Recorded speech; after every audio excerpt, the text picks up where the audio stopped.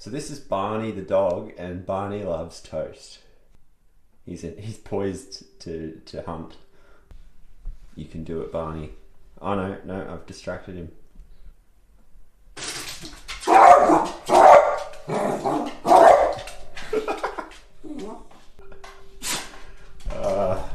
Sorry, Barney. That's my toast.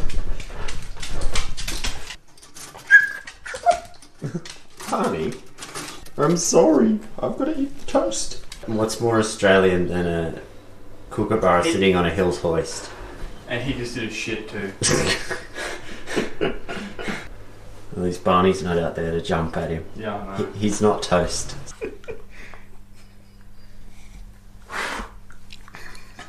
Jordan. Hello. Yeah. Your poor dog. Look at it. Hello. Yes. Boo. Boo. Boo. Boo. Boo.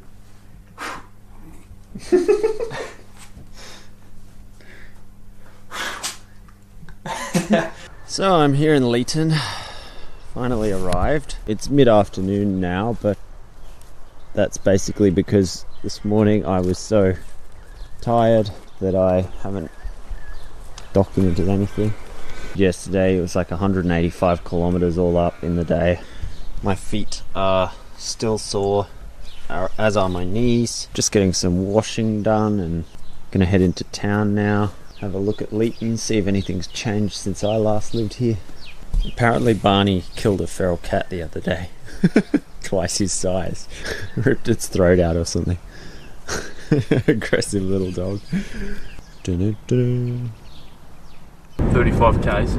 35. That's the perfect speed for Manies. Perfect speed for Manies. Manies in Leeton. Oh yeah. I was talking to someone about Leeton. They were like, oh yeah, it's got a nice pub. They do a nice steak. Something like that. They have a good snitty night. Love their snitty night, dude. You don't even have pedestrian crossings here. Yeah, we do. Oh, one. Right here. There we go. One pedestrian crossing. One pedestrian. But you don't have them at like these places, which is surprising to me. Why would we? I don't know. We don't have any pedestrians. We got an ATM removed because of vandalism. It's now inside. The Roxy Theatre. Best and less. That's a Leeton classic. Or best and less. Oh, hell yeah it is. We're going to Brad's, are we? Yeah. Nice. Find a bag.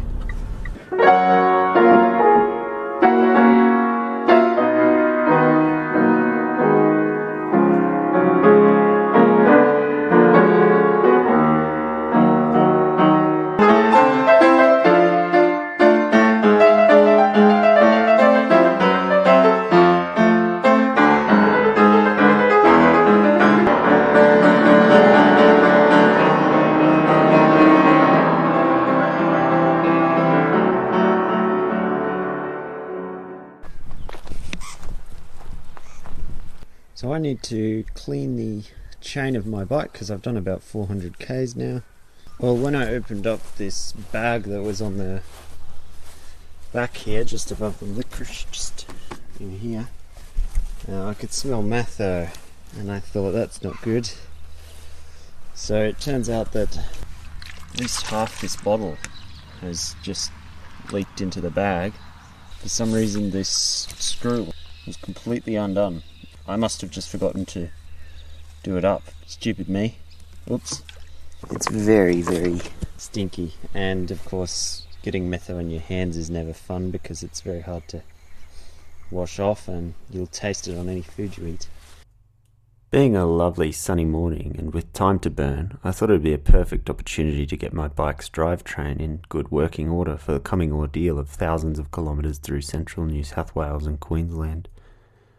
The process basically involves spinning the chain through a chain cleaner filled with degreaser, and then putting more degreaser on the cassette, the chain rings and the jockey wheels, scrubbing everything for a bit, and then flushing the now dirty solvent off with a few quick sprays of water. Finally, it's best to allow the chain to dry before reapplying lubrication, and to wipe off as much excess as possible afterwards. These steps ensure that the drivetrain remains clean and efficient for as long as possible. I've done a lot of testing with degreasers and I've found that my favourite is from Sard, and whilst it's designed for use on clothes, it does an equally fantastic job on drivetrains. It comes in a bottle with a foam squirt option, which is convenient for cleaning cassettes, and it's no more damaging to skin than soap is as far as I can tell, so I often use it to wash my hands. If I get flecks of grease on my clothes, I can simply squirt them with this stuff and rinse it off. It's an unusual thing to pack an entire chain cleaning regimen for a cycle tour. Most people would just take a bottle of lubricant, and then if the chain accumulated too much grime, they'd get it cleaned or changed at a bike shop. But I wanted my drivetrain to be as silent as possible for as long as possible, because I find that the less I can hear my bike, the more I can hear the sounds of the natural environment around me, and that feeling of immersion whilst moving through a landscape is a big part of why I cycle tour.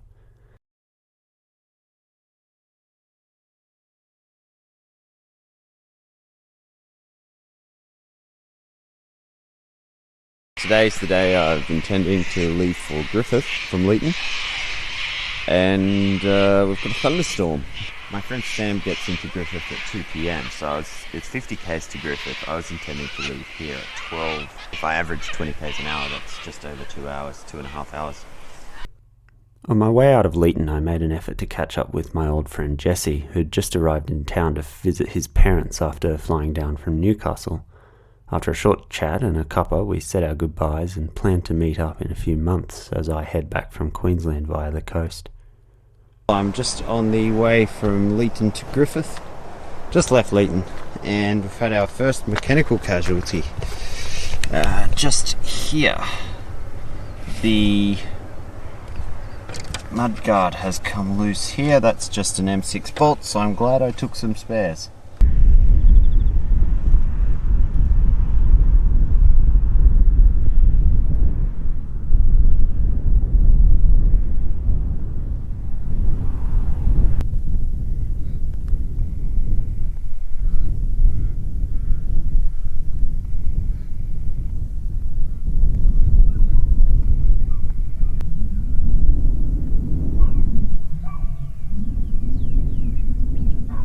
I'm just heading into Griffith now. I'm sort of a bit past halfway. I've just had a realisation that the last bicycle shop for thousands of kilometres is here in Griffith. Sorry, the windows aren't clean. It's going to ruin your shot. No, that's okay. I'm actually taking a video. You can take videos through the viewfinder of this thing. It's crazy. You don't even have to have them. So that's a road train, I think. Yeah, it is. You might see a few of those. Yeah, I've started noticing the road trains now that we're out here on the Burley Griffin Way. On the Newell Highway, I had a bunch go past me. I was riding at night. I did 185 k's that day. Shit. And It's a big day. yeah, I injured myself doing so. Just overusing my legs. Okay. But then I had a week of rest in Leeton. I was just trying to get to Leeton as fast as possible. And Just see what you can do. I didn't want to take an extra day, and yeah, it was partly that too. Yeah.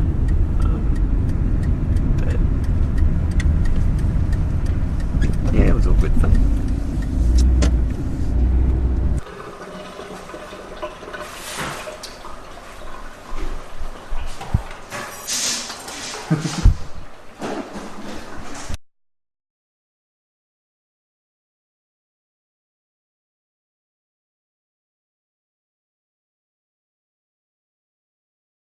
The short stay with Sam was going to be the last time I saw a friend of mine for many weeks, so saying goodbye was actually somewhat difficult. We made contingency plans in case any kind of disaster struck in the next 100 kilometres or so, but I was pretty confident I'd be fine. I'm just heading into Griffith now to go to the bike shop, buy a new chain. I'm going to have a good chat with the bike shop owner, see what I can learn. He would occasionally deal with people like me out here. I'm sure he would know something. See what he recommends for the, because it's 2,500 kilometres to the next bike shop in Cairns. I need to make sure I can fix the things that might break. So I'm hanging around here in Griffith waiting for my bottom bracket to be re-greased, just the threads. It's a sealed bearing, cartridge bearing bottom bracket, but tightening it completely so that there's no chance of any clicking or anything like that. I'm buying a spare chain. I've already got a quick link. The only other thing is the hub, which I'm worried about. But I mean, if they get damaged, I can still ride on them as long as I've got the ability to tighten them up. Just heading out of Griffith now onto Rankin Springs, and as I've mentioned, there are no bike shops for thousands of kilometres. 2,500 actually. So my biggest weakness is my rear hub. If that comes loose, I have no way of tightening it because I can't take the cassette off. My front hub I can fix because I've got cone spinners. I'll just try and avoid mud. It feels quite strange leaving Griffith and heading north, because there is just nothing for such a long way. If the bike's going to break, if I'm going to make it, who knows? I've only got one tube. Today's going to be a short day of around 50 k's to one of the parks near Rankin Springs. I expect it'll get drier from here on as I head north, as the winter rains only go so far inland.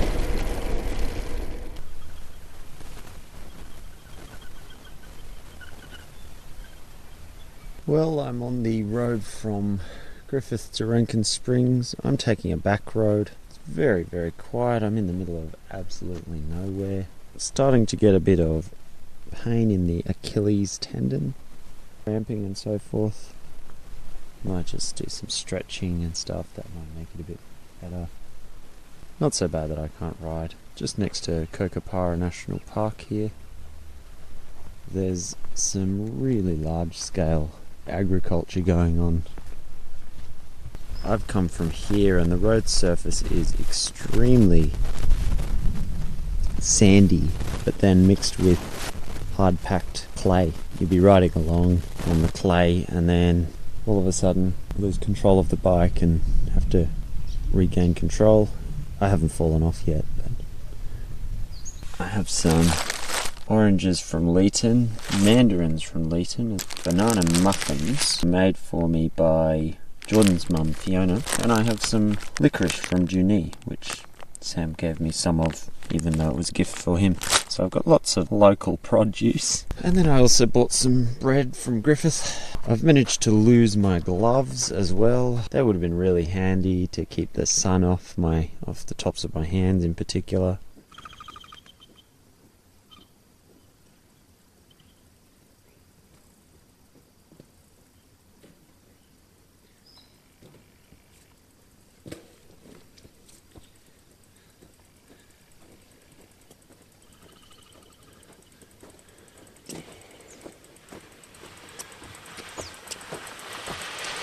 Somewhere between Griffith and Rankin Springs, an issue developed with my microphone, which sadly destroyed the audio for a little bit of footage here. Witten's Stock Route Road became very slow due to sand and water, so I decided to head further west to Rankin Springs Road, which joins the Mid-Western Highway just west of Rankin Springs.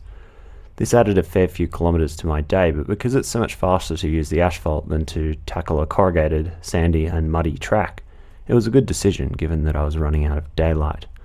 Cresting the Kokopara Range under a cool twilight sky was a real high point of the day, so I whipped my camera out to see how it would go while I was on the move. I'm fairly happy with the results, but the rolling shutter effect of the camera causes a little bit of a wobbly feeling now that I've run the footage through some stabilisation. Anyway, I headed over to a spot in the national park that was close enough to town for me to duck in for breakfast the next morning, and then I set up camp. All was well until some drongo on a four-wheeler came out at around 8 p.m. to start shooting a large caliber rifle.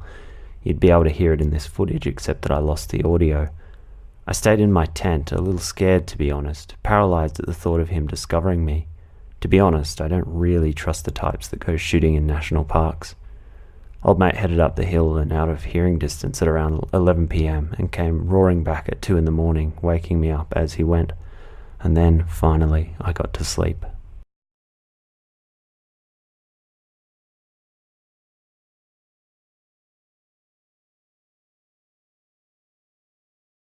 Rankin Springs lies at the foot of the Conopera Range in central west New South Wales. There are some pretty impressive spiky plants to be found in this part of the world, such as this Bathurst burr, or this other one. Not really sure what this is, but I think it's a native. Surprisingly, given its name, the town of Rankin Springs only has bore water available. I should have just used my water filter, but I ended up capitulating. I responded to my thirst by purchasing 2 bottles of water from the general store. Like many small towns, Rankin Springs is in a state of decline. The population in 2016 was 173 people, whereas in 2011, just 5 years prior, it was 299. Yet the natural environment surrounding this place is absolutely beautiful and very much worth a visit. Dogs and cats. Dog just wants a pat. I think the cat wants a pat too. Everyone wants a pat. Here comes me mate. I had a chat with the truck driver who's just about to overtake me. He was like, "You should raise some money for breast cancer." I was like, "Nah, just for me. I'm just doing this ride for me."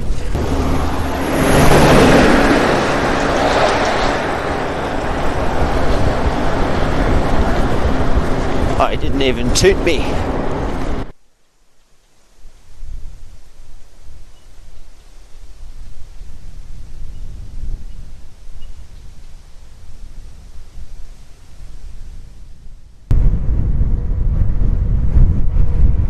Jimbaroo State Forest over here, and I've got my first tailwind.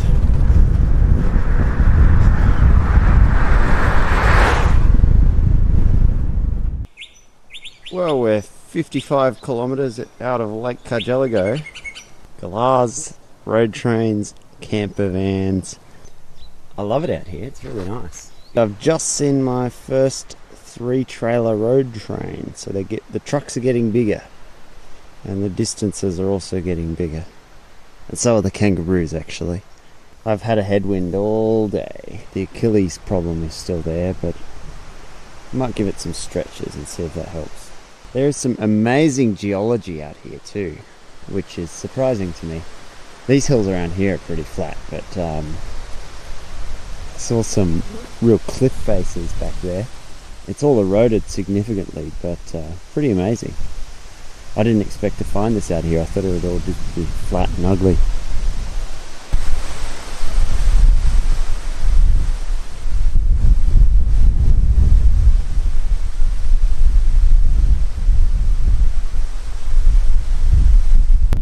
Well, here's a bull and an old volcano. There's another one over here actually. Like I say, very interesting geology out here. And it's gotten all green all of a sudden too. The last paddock was a dust bowl and the one over there is too.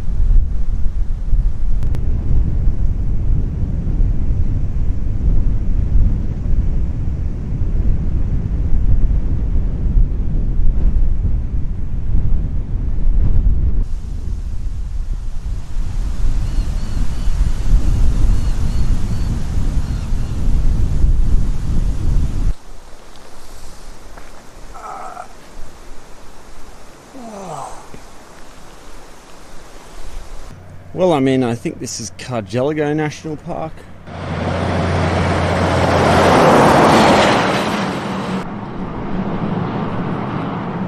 Yeah, the road trains are noisy. What I was going to say is that last few kilometres, maybe 5 kilometres just there, I was actually able to finally get some cardio in. I've found on this trip that the bottleneck, the limiting factor for my speed has been both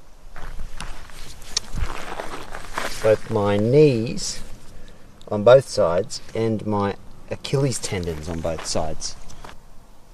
I'm using platform pedals and I've found that that's meant that I have been unable to hit high speeds because the first few days in particular I was in so much pain on the tops of my knees and on my Achilles tendons that I couldn't go at more than about 22 kilometers an hour on the flat with no wind.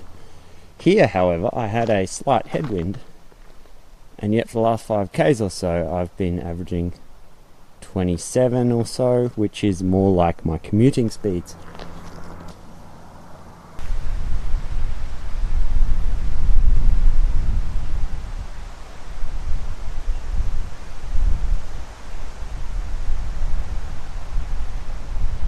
for once I've reached my campsite early. It's about 3:30 right now in the afternoon. There's Lake Cargelligo, there we are. That's the state forest that I just came through, and that's Rankin Springs back there. So that's about 70 k's between those two towns. I figured I wanted to stay in this state forest because that's an easy place to camp, and it's only about 10 k's into town. So here we are. This is the state forest, and we've even got a nice little... These premises are under constant video surveillance. And I was just thinking that's really clever, because I've seen a lot of littering, and well, I wasn't even sure if those people that were shooting last night were shooting in national parks and state forests and so on, and that would seem like a good way to deter them. And it could be very cost effective, because you don't even have to lie. You could just put one security camera in the whole park, and then you're entitled to stick that sticker up, and everybody's deterred. It's pretty clever. Maybe they should have that in Kookaburra State Forest as well, because yeah, I didn't like being shot at yesterday.